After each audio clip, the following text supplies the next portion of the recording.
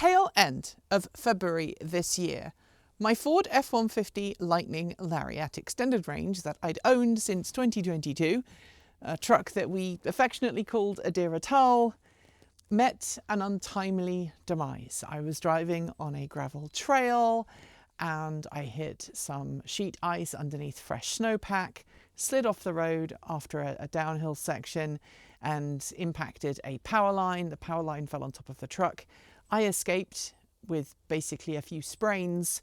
The truck did not. The truck was written off. Luckily though, I have good insurance. My insurance company was able to completely cover the cost of the truck and I was able to purchase this truck, aka Ortega's. It has been in the family now for just under 2 months, and while I was out today filming, it rolled over the 1K mile mark. For all of you nerds out there, you'll know it's 1024 miles. Everyone else, just no, it's completed its first 1,000 miles and some. So today I'm going to give you a bit of an update on the truck, talk about some of the things that I have noticed that are different between this truck and its predecessor, and also give you a little bit of a sneak peek behind the scenes, explaining how we do our chase car shots.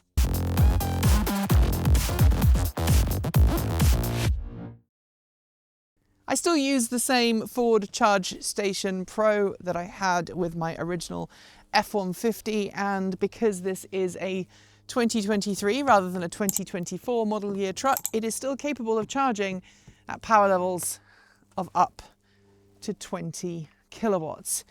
That's really useful, as I've noted in other videos, and it ensures that, you know, if we have unreliable power up here, if the power comes back on for a short period of time, and the truck has been working as a vehicle to home backup solution, the truck can charge back up before it's needed again. Let's talk about some of the things I've noticed about this truck and also some things that are different. I'm going to start at the front of the truck because that's where I happen to be right now. And the first big change is that my truck doesn't have a washer jet here for this front camera. You might not think it's very important, but actually, not having it around has helped me realize how much I do, or how much I did use it. It enabled me to wash that front camera. So when I was parking somewhere tight, there's a big blind spot at the front of the truck. You can't actually see much at the front end, and it allowed me to more safely and accurately park. Now, we still have the ultrasonic parking sensors, so it's not like I'm going to hit anything. But that was definitely something that I noticed as being different, and I miss it. I still have a plan on putting that onto this truck. At some point in the future, I should be able to buy all of the spare parts. The other thing that's important to note is that this truck came with this emergency front release cover from the factory. It's slightly different to the 3D printed ones that we used to use, but other than that, it works in just the same way. Charging works just fine. The vehicle to home system works just fine, and I've been using that. For some reason, the frunk didn't want to go down. I'm going to go inside the truck and hit the button there. Inside the truck, everything has been working as it should, and the inside of the truck has actually been pretty reliable and pretty good. I noticed that the fit and finish and the trim on this particular version of the F150 Lightning Lariat, and forgive me, the inside of my truck is a little dirty, it actually feels better quality than the original truck I had, than a dear Tal. A dear Tal had more squeaks and rattles than this truck. Obviously, this truck only has just over 1,000 miles. As I said, it rolled over 1,024 miles on the way back to the house. It's probably like 1,028 now. And yes, it's newer, and therefore I expect there to be fewer rattles and squeaks, but generally, I think because it's like a second-year production vehicle, it's actually in slightly better condition. One thing that I have noticed, though, that has been a big gripe is these tyres. These are Hankook 82 tyres, the Dynapro 82. These are basically the all-terrain-ish tyres that you can get with the F150 Lightning, and for a while they were the only choice. When I got my F150 Lightning, my original one, I actually spec'd some General Grabber tyres. They were much better in the summer, and in the wintertime I put on Nokian Hakkapeliitta truck tyres that were very, very good at keeping me safe, other than obviously on that ice as mentioned by the accident. These tyres, however, despite being the same size as the tyres that I had on a Diratal from the factory, and I still have those original tyres in my garage, these tyres seem to have a little bit more squish and roll. The sidewall behaves a little bit differently, and when you're driving this truck, there's noticeably more roll from the truck, and it also doesn't feel quite as planted as my original truck, and I'm going to blame the tyres for that. We were filming earlier today, and I radioed actually to Erin, who was doing the chase truck driving, and said, hey, just so you know, the truck doesn't handle quite as well as the old one in corners, and she actually radioed back and said, yeah, I noticed. The other thing that this truck doesn't have, and I'm going to have to get the key out of the front here, is the truck didn't come from the factory with a spare wheel lock. And I'm going to show you what that is right now. So spare wheel locks on F-150s, if you don't have an F-150, you won't know about it, but to get the spare tyre down, which is located underneath here, you have to go into here, you put a special tool in that's located behind one of the rear seats, and then you drop down the tyre on a little carrier, and then you can replace it. Now, the original F-150 Lightnings came from the factory with this little lock in it. It's just a little, basic little lock there, and the 2023 model years didn't. They just came with a blanking plate that you removed if you wanted to access the spare wheel. Now, I wanted to keep this key. So Ford will sell you one of these from their parts catalogue with a separate key that's keyed individually to the lock, and it's specifically for the 2023 and newer model year trucks. I went a different route. I actually purchased a replacement 2022 lock that can be keyed to your ignition barrel, and you get it with a kit. You have to assemble this yourself, and I didn't have the special tool to put this cap on, so it doesn't look perfect, but it allowed me to key the lock to my door lock on the truck, which means I only have to carry one key around. That was about, I think I spent about $100 on that, which is a bit expensive, but was actually very much worthwhile for me and allowed me to use my key.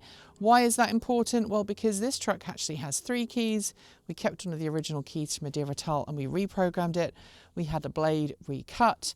And so now when someone on the team needs to borrow the truck, they can use one of the spare keys rather than find me or find my partner and ask for the key that way. And that actually makes things a lot easier for everybody, and it ensures that everything works as smoothly as possible for the team. I've towed a lot with this truck. I've towed probably about 7 or 8 times since we got the truck, mostly with this trailer back here. The truck has been working fine, and I've actually used a hack, or not a hack, I've flipped a bit in the truck using 4Scan. It's an aftermarket modding tool that you can get, or it's a way of being able to control what the software does. And I flipped a bit in that software to allow me to have trailer view through the mirrors when I'm towing. It automatically knows when I'm towing, and when I activate an indicator either on the left or the right hand side of the truck, it will display on the center screen a video feed from whichever camera corresponds with the direction I want to go, which is very, very nice and very useful. That was something I didn't have on a Diratal, and I only kind of screwed around with it on Ortega's because I wanted to try it, and it seems to work very well. Obviously, do so at your own risk. It's not an official supported thing at this time. But let's show you how we go about filming with the F-150 Lightning, because that is something a lot of people have discussed and asked, why do you have the truck? And one of the reasons is because of this. Now, we could use any vehicle to be a camera vehicle. But when you are looking at our nice shots of our press cars, and we're borrowing cars and things, this is what you're looking at video footage from. And it starts with this. This was just a metal tow attachment that we purchased from a trailer supply company. It's basically solid metal, and it's designed, if you are making your own trailer, you would then kind of weld that to the body of your trailer frame. But in our case, we actually got to drill some holes here, and you can see we've got the markings so that we know everything is properly tensioned up. Drill through into the bottom of this frame and then install this thing. This is called a cloud mount. It's made by a company, I think they're in California, and it basically provides isolation, and it's got cables that are tightened. The camera sits on top of there, and then mounted to that we have our Ronin, I can't remember which, I think this is the RS3 Pro. We have our Ronin attached to this. And then the Ronin has a quick release plate, which is just here. You can remove this whole setup if you want. And then on top of that, we've got actually our sled. And then we've got our Blackmagic Design Pocket Cinema Camera 6K Pro. It's got a polarizer on the end, I believe. And then it's also got built-in filters so that it can react to different lights. Now, we've got two motors here. One is for focus and one is for zoom. I can't remember which one is which. This one is for focus and that one is for zoom. You can tell I'm not the camera person anymore. And we've got the control cables that come out here. Em is very particular about making sure that everything is set up properly when we're using it to make sure everything stays appropriate. And then we have this long HDMI cable, which is cable tied and secured properly so it can't flap around, can't come out. That then goes through a little slit in the edge of the tailgate and into the bed and into the back of the cab through that window. And then we do the same thing with the power cables for the Ronin. These are little cables that detach. They're cable tied to make sure they can't flap around. And again, they go up into the bed of the truck and through. And then this here is the power cable that powers the camera, and it goes down into here, into a little power strip there, and it gets its power from there. Now, when we're driving, we can actually power that outlet, and that provides power to the camera. And then if we go into the side of the truck here, you'll see Emma's got all of their camera gear still in here. Here, we have the battery for the Ronin, and then we have the controllers. Now, I can't remember which is which, but one of these is for pan and tilt. One of them is for zooming, and then there's another control here for focus. And I can't remember which way Em has it set up. But basically, Em holds it like this and can focus and zoom and also control the direction. And then this is the HDMI cable coming in from the truck. It's just a really long, flat HDMI cable. It works. And it goes up into this monitor that sits up here. And then this monitor gives a feed when it's on from the camera at the back of the truck. And then the cables all come up. We're getting power from here. And then we have a two-way radio system. So Erin or Em, depending on who needs to use it, we have a two-way radio between us and the vehicle that we're filming with. And that is how we do it. And obviously, if we didn't have the version of this truck with a fancy glass, panoramic glass roof, it would be a lot harder to mount it. We'd probably have to have mounted it on there. It's a little complicated, but it works. It means that Em can sit in the rear seat with a seatbelt on and is properly safe, which is much better than how we used to do it. We used to have to hang someone up the back of a hatchback. So that is how we do it. That is little kind of behind the scenes stuff. And that gives you a bit of an update as to where we are with the truck, how it's performing. Like I said, I feel like the quality of this truck is a lot better than our original F150 Lightning. There's less rattles. We haven't had any major teething problems. The vehicle to home integration system, that works flawlessly. We've not had any issues with that since buying this truck. We've had it back up the house a couple of times, and in about a week's time, they're going to actually be working on the mains can outside on our street and replacing it. So we've got a slightly more powerful mains can to bring power to the house and then send power back to the grid. The utility company are upgrading that because we are kind of at the limits of what that can provide. We have a 320 amp supply to the house. That is standard for a rural area in this part of the world with a house of this age. They just want to make sure that the transformer on the pole is capable of a little bit more than that. So if there's peak power from us and from our neighbours, we don't cause a brownout. So that is what's going on. So we would recommend, or I would recommend, that you don't use these Hankook tyres. I don't like them. I'm actually considering replacing these brand new tyres with the tyres that we have from Adira Tal, which are still in the garage, because obviously Adira had winter tyres on when we had the accident. But, you know, swings and roundabouts. I do have plans in the future to put a custom bracket down here with all of this on, so that we don't have to have these cables, and obviously they look a little bit neater and tidier. But that is it. That is the secret. That is the secret to how we make those videos work. It's a bit of an update on the truck, and I'll be back again soon with another update. Let me know if you'd like us to continue to do regular updates and what kind of frequency you'd like to see these updates take. Thanks for joining me today, and if you've got thoughts, make sure you leave them below in our Discord chat room, or you can reach out to us on Mastodon. Thanks to the amazing list of people scrolling by on your screen right now.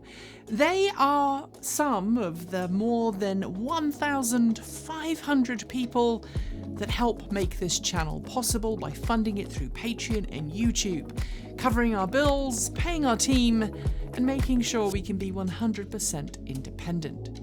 If you'd like to join them and see your name listed here, just follow the links below. There are a range of different tiers you can sign up for, from as little as $1 a month, or if you pay yearly, $10.08 a year. A massive welcome to our newest supporters, Ralph Koenig, Mr. Eldritch, Dwayne Adiger, and Corey Singletray.